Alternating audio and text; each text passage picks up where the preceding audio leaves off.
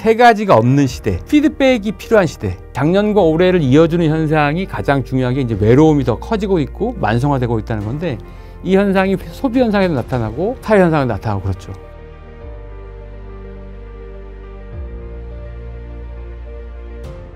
네, 마크로빌 엠브레인의 윤덕환 이사님 모시고 2025년 또 우리가 주목할 만한 새로운 트렌드 이런 것들을 계속 우리가 이야기를 나누고 있는데, 다음 이야기를 하기 전에 앞서서 제가 좀 궁금한 게 개인적으로 보셨을 때 내년 2025년 가장 좀 획기적인 변화, 트렌드 이건 좀 뭐라고 생각하시나요? 요거 얘기 드리기 전에 획기적인 거 좋아하시잖아요. 네네. 요거 다 마케팅 기획입니다. 트렌드에 획기적인 건 없어요, 사실은.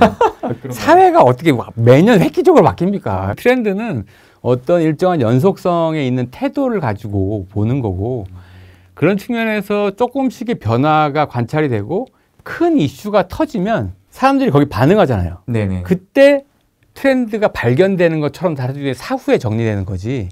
작년까지 안 그랬던 현상이 나타나는 것도 아니고. 근데 그런 맥락에서 보면 올해 저희가 화두로 삼는 게 각자의 세상에서 각자의 의미를 찾다 이런 거거든요. 이게 의미가 뭐냐면 대규모의 유행을 잘 따라가지 않는다는 거예요. 이게 되게 중요한 현상입니다. 맞아요. 요즘에 진짜 그게 커요. 그게 이제 여러 트렌드 책에서 언급되고 있는 현상인데, 뭐 예를 들면 그 가장 트렌드 책이 잘 팔리는 서울대 소비 트렌드 분석센터에서 그 트렌드 코리아 있잖아요. 2025. 네네. 김난도 교수님이 쓰셨던. 네. 여기 첫 번째 키워드가 옴니버라는 건데, 거기 보면은 타겟 세그먼트가 이제 무의미하다 이게 나오거든요. 예를 들어서 20대 여성이 좋아하는, 아니면 40대 남성이 좋아하는 이런 식의 이제 성 연령이 묶어진 타겟이 아주 기본 중에 기본인데, 이것이 잘 안 맞는 시대가 됐다는 거예요. 하나의 취향을 설명하는 여러 개의 연령대가 있을 뿐이지, 이게 특정한 세대가 많은 것들이 그 세대로 수렴이 되는 취향이라는 게 이제 더 이상 존재하지 않는다. 그거랑 똑같은 맥락이죠. 각자의 세상에 살아요. 우리나라 지금 대중 소비자들은. 근데 이게 어디서 출발했냐면, 작년에 저희가 트렌드 키워드의 가장 핵심에 뭘 이제 했냐면, 친구 없고 직장 동료 없고 역할 모델이 될 만한 어른이 없고, 이렇게 세 가지가 없는 시대. 그래서 피드백이 필요한 시대. 이 시대의 그를 키워드를 했거든요. 그 시대 연장선에 보면 이 키워드 잘 이해가 됩니다. 이제 각자의 세상에 사는 거죠. 작년에 피드백이 없는 시대였으니까. 그러니까 이런 맥락에서 보면 작년과 올해를 이어주는 현상이 가장 중요한 게 이제 외로움이 더 커지고 있고 만성화되고 있다는 건데, 이 현상이 소비 현상에도 나타나고 사회 현상에 나타나고 그렇죠. 이게 가장 중요한 키워드라고 말씀드릴 수가 있겠습니다. 그러면은 결국에 점점 사람들이 대중적이지 않고 각자 개개인에 맞춰서 삶을 살아가고 있다는 건데, 사실상 트렌드라는 거는 대중성에서 나오는 거 아닌가요? 그렇죠. 그러면 트렌드가 점점 흐려지는 거 아닌가요? 근데 각자의 사는 게 일정한 공통점이라고 하면 이게 이제 하나의 트렌드라는 거죠. 그 자체가? 그렇죠. 왜냐면은 저도 이 유행이 점점 사라지는 것 같다라는 걸 되게 체감을 많이 하는 게 뭐냐면, 저는 이게 또 AI 때문이기도 한 것 같아요. 왜냐하면 우리가 기본적으로 이전의 삶을 통해서 쭉 놓고 봤을 때 우리가 보통 트렌드라는 거를 어디서 찾냐라고 본다면 저는 검색 엔진이었거든요. 그렇죠. 대표적으로 그때 당시 네이버 실시간 검색어. 야, 지금 이 사람들이 이거를 궁금해 하는구나. 이게 지금 사람들이 니즈구나 라는 거를 바로 즉각적으로 알 수가 있었는데, 그게 없어졌죠. 그러다 보니까 검색을 저는 유튜브에서 하게 됐어요. 유튜브에서 하게 되는데 막연한 거죠. 내가 뭘 검색을 해야 될지. 그러니까 사람들이 많이 보는 걸 봐야 되겠다. 그러니까 이것 또한 저는 대중성이라고 생각을 했어요. 사람들이 많이 보는 걸 나도 봐야지. 그러면서 지식의 그 격차를 최대한 줄이는 게 뭔가 그 하나의 트렌드였던 것 같은데, 근데 요즘에는 검색 엔진이 AI가 너무나 발달되니까 남들이 보는 걸 나한테 추천해 주는 게 아니라 나한테 맞는 걸 나한테 추천해 주잖아요. 맞아요. 그러니까 굳이 내가 대중적인 걸 보지 않더라도 나에게 맞는 걸 보는 게 너무 재밌고 너무 그냥 흥미로운 거죠. 맞아요. 정확하게 딱 지적을 해주셨네요. 그래서 저는 내가 굳이 대중적이지 않아도 나에게 맞는 삶을 살아도 이렇게 좋은 거였네?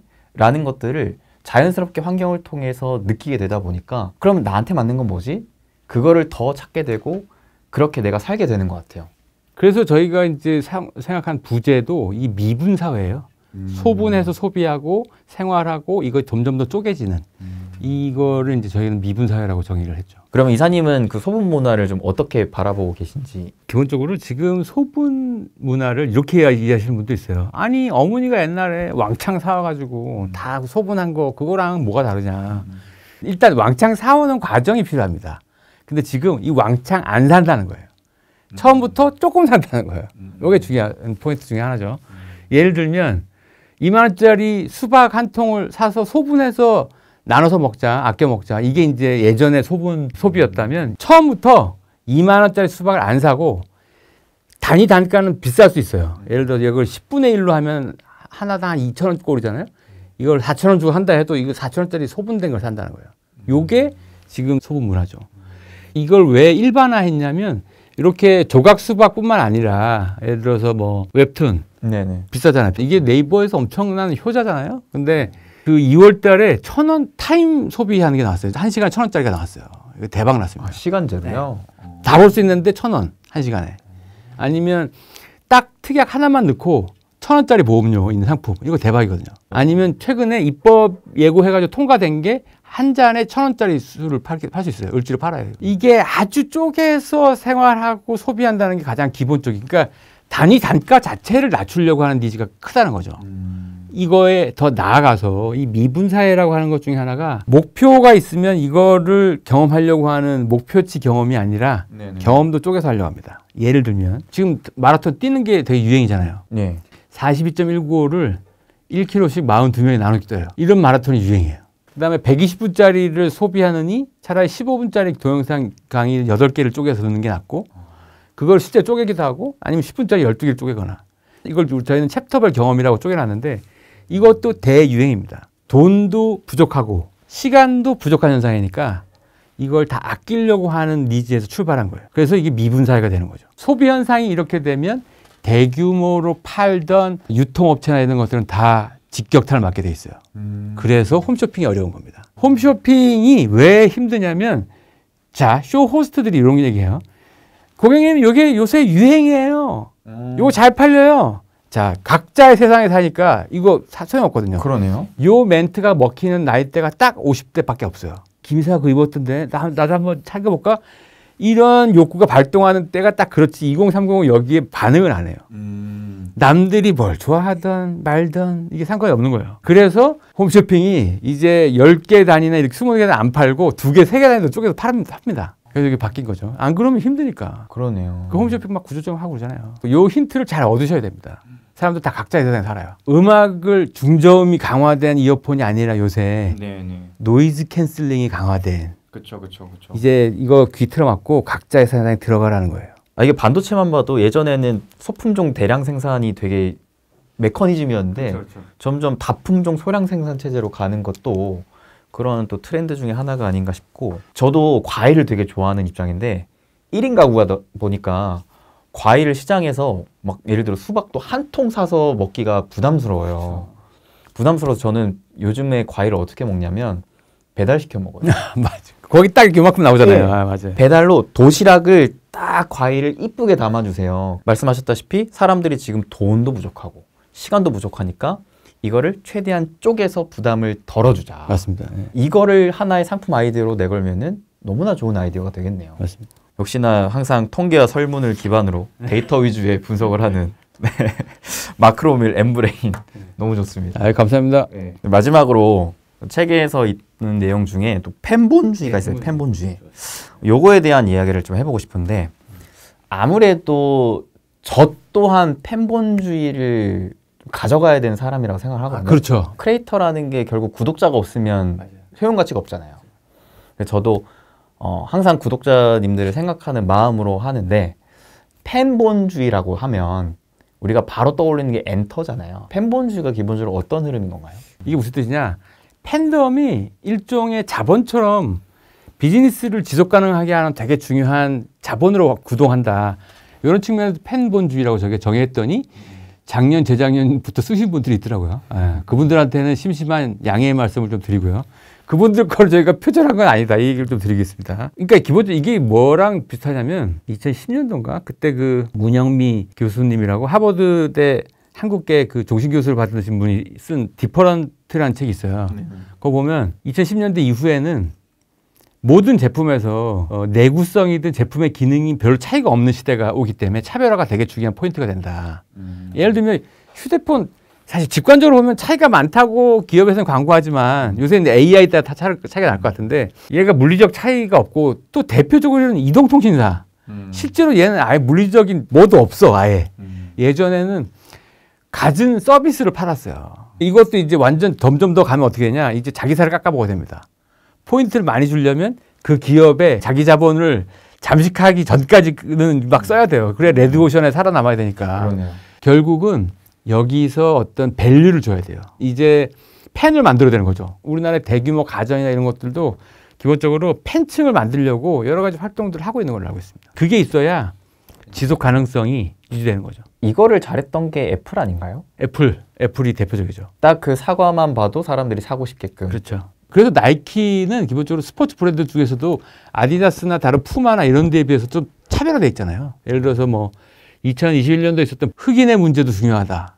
이 문제에 나이키가 Just Do It이라고 하는 이런 캠페인을 넣어서 소셜 이슈에 그냥 개입하는 거죠. 이게 안티 팬도 만들지만 강력한 팬덤을 만들죠. 어느 순간에는 우리나라 기업들도 이거를 선택해야 되는 시즌이 오지 않을까? 이 생각이 좀 들게 됩니다. 확고한 브랜드 이미지로 나만의 팬본을 확보하는 거네요. 그렇죠. 참 미국 기업들이 이런 걸 잘하는 것 같아요.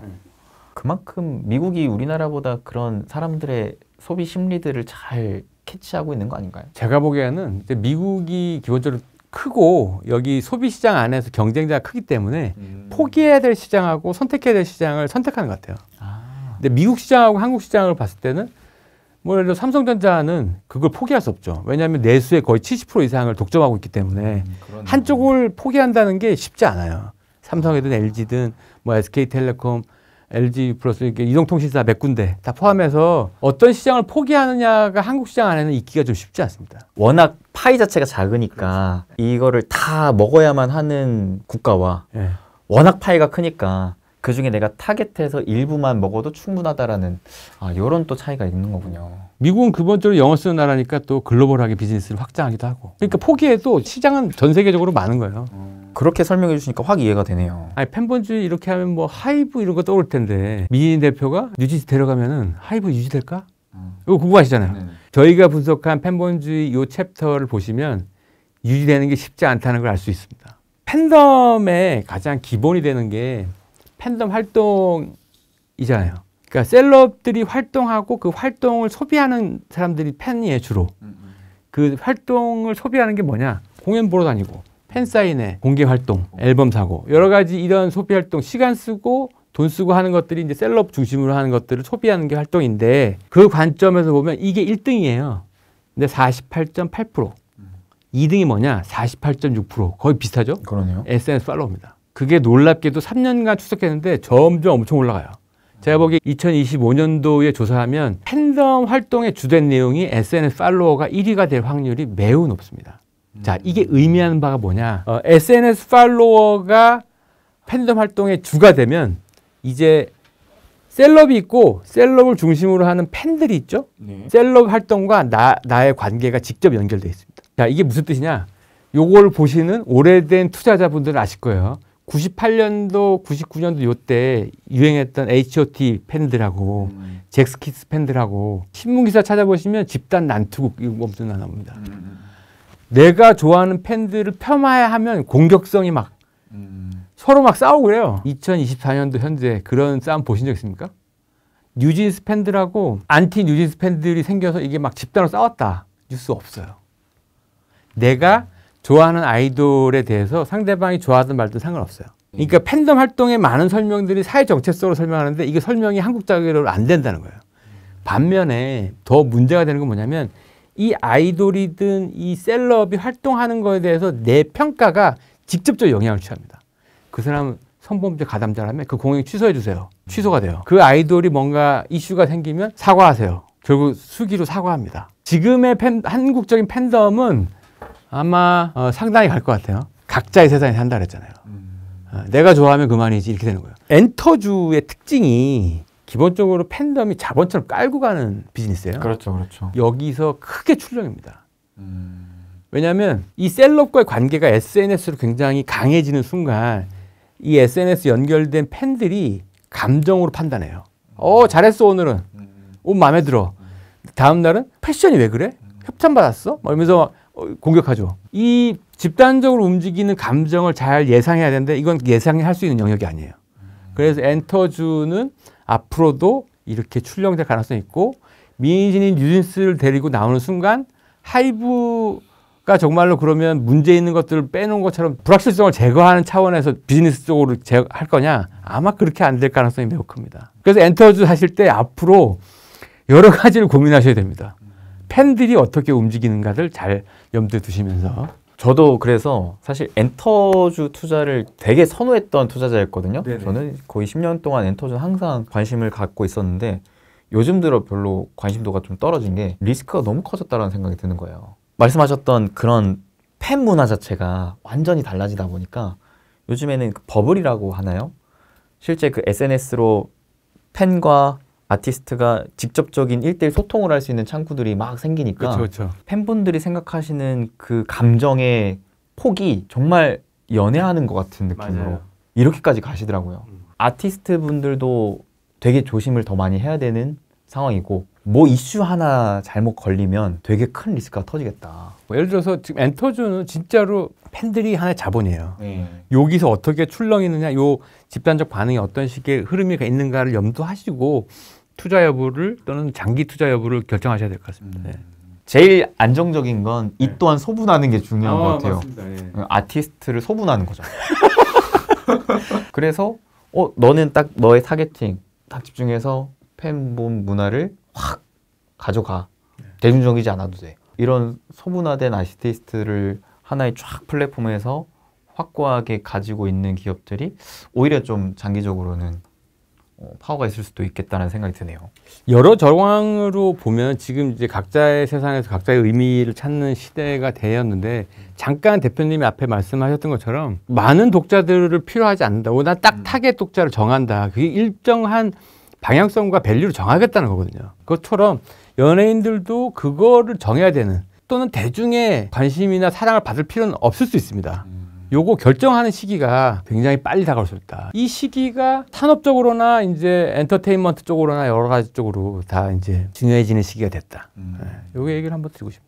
마크로메일 엠브레인의 또 윤덕한 이사님 모시고 2025 트렌드 모니터라는 책을 또 바탕으로 내년에 또 우리가 어떠한 트렌드에 좀 주목을 해야 되며 그 트렌드로 인해 지금 세상이 달라지고 있는 것들을 굉장히 또 재밌게 잘 풀어주셨는데요.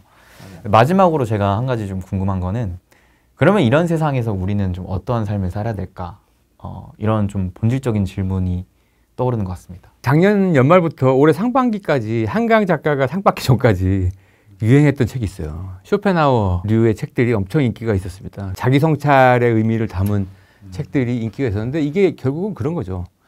다 조그맣게 소비하고 막 쪼개져 있는 세상인데 이거의 의미를 담으려면 셀프로 의미를 이렇게 모아야 돼요. 예를 들어서 규모의 경제가 지배하든 내가 집을 크게 샀어. 10억짜리 집 샀어. 아니면 100억짜리 프로젝트 따왔어. 이 규모가 커지면 그 자체로 의미부여가 있거든요. 근데 1,000원짜리, 2,000원짜리 뭔가를 해서 한다는 거는 스스로 이 자체에 의미부여를 해야 됩니다. 이 자기성찰이 되게 중요한 의미가 됐는데 이러면서 역설이 있어요. 주변의 눈치를 안 보는 사람들이 늘어나는 거예요. 근데 여러분 이 트렌드 책을 통해서 꼭 기억하셔야 되는 건 특히 이건 투자자한테도 꼭 필요한 관점인데 예를 들어서 대표님이 좋아하시는 장기 투자, 가치 투자 이 측면에서 보면은 지금 골라야 될 여러분 종목이 희소해야 되잖아요. 근데 희소한 주식은 여러분 잘 아시죠? 너무 희소만 해도 안 돼요. 이게 희소하지만 대중성이 있어야 됩니다. 맞아요. 그러니까 대중성을 판단할 이 관점이 있어야 돼요. 그러니까 희소함과 대중성이 같이 있어야 이 주식이 빛이 날 거를 예상하는 거예요. 맞아요. 근데 이 트렌드 정보는 이 대중성에 대한 감각을 줘요. 그래서 예전에 그 백종원의 골목식당에서 장사 안 되는 그 주인분들의 생각이 내가 보기엔 맛있는데 이런 거예요. 맞아요. 그거를 백종원 대표가 딱 지적해 주잖아요. 이거 이렇게 하면 안 돼. 감바스 이런 맛 아니야. 이 대중성 감각이 대단히 중요합니다. 이 감점이 있을 때 희소함이 발견되는 거예요. 그러면 주식 투자 성공할 수 있습니다. 그래서 1년에 한두 번이라도 꼭 돌아가시면서 이제 트렌드 대한 감각을 가지시는 게 한번 꼭 권해드리고 싶은 대목이네요. 특히나 딱 지금 이 시기가 트렌드를 우리가 주목하기 가장 좋은 시기가 아닌가 싶어요. 해가 바뀌는 시기이기 때문에 맞습니다. 한 해를 돌아보고 내년은 좀 어떻게 될까 이런 전반적인 방향성을 점검해보는 차원에서 제가 워낙 시장에 좀 예민하고 좀 이 트렌드에 예민해서 그런지 몰라도 결국 돈 버는 건 대중의 심리에 있다고 생각하거든요. 이게 뭐 내가 사업을 하든 투자를 하든 뭐든 간에 결국 누군가가 나보다 더 비싸게 사줘야 되잖아요. 그리고 사업을 해도 뭐가 내가 제품을 팔아도 누군가가 사줘야 되잖아요. 그러면은 많은 사람들의 심리를 알아야 되는데 그런 측면에서 트렌드 공부는 꼭 해보셨으면 좋겠다. 예를 들어서 2000년대 초반에 미국에서 이제 닷컴 버블이 불었잖아요. 네. 국내에도 닷컴 정보통신 버블이 좀 있었거든요. 그때 잘 됐던 주식이 뭐냐? 택배주가 잘 됐어요. 그다음에 박스, 아시아제지 이런 데가 잘 됐어요. 그러니까 거기까지 연상을 하셔야 되는 거죠. 그거 되게 낮았거든요. 그렇죠. 근데 인터넷이라는 환경이 결국은 현실 세계 사람들과 연결해 주려면 상품이 오가야 되잖아요. 여기까지 생각하시면 이게 대중성과 희소성 이 관점이 대단히 중요합니다.